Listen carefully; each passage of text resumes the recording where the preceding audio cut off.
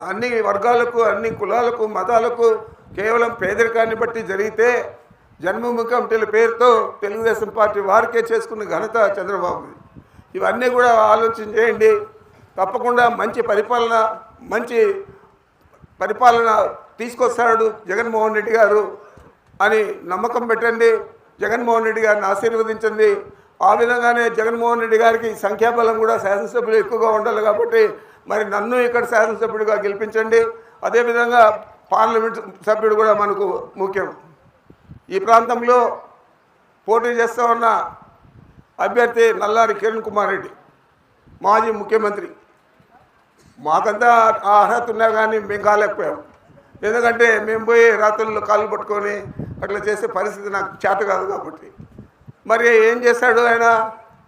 చిదంబరాన్ని పట్టుకొని ఢిల్లీలో పోయి జగన్మోహన్ రెడ్డి గారిని పార్టీ పెట్టనీను, జగన్మోహన్ రెడ్డి గారిని నేను అరెస్ట్ చేస్తాను, మీరు రాష్ట్రాన్ని కావాలంటే విడగొట్టుకోండి, నేను దానికి సహకరిస్తాను అని చెప్పి ఆ విధంగానే ఆయన సహకరించాడు. రాష్ట్రాన్ని విడగొట్టారు. జగన్మోహన్ రెడ్డిని 16 నెలలు జైల్లోకి పంపాడు. మరి ఇలాంటి నీచుడు ఈరోజు ఇక్కడ పార్లమెంటుకు నిలుస్తూ ఉన్నాడు. మిథున్ కంటే అతన్ని ఓడించేదే ఎక్కువ ప్రధాన ధ్యేయంగా మీరు పెట్టుకోవాలి.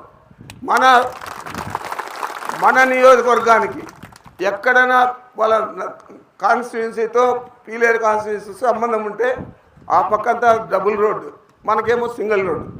ఇప్పుడైతే మనం జగన్మోహన్ రెడ్డి గారి దయతో మనం అన్నీ కూడా వేసుకున్నాం.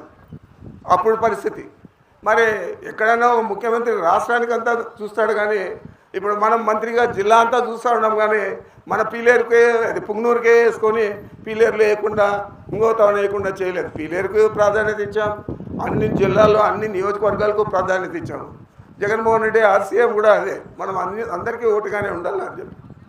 మరి అలాంటి వ్యక్తి పార్లమెంటుకు నిలుస్తూ ఉంటే మరి చిత్తుగా అతను ఓడించాలా, మిథున్ను పార్లమెంటుకు పంపాలా మీరు అని చెప్పి మీ అందరికీ మనవి చేస్తూ నాకు అవకాశం ఇచ్చిన మీ అందరికీ నమస్కరించుకుంటున్నాను.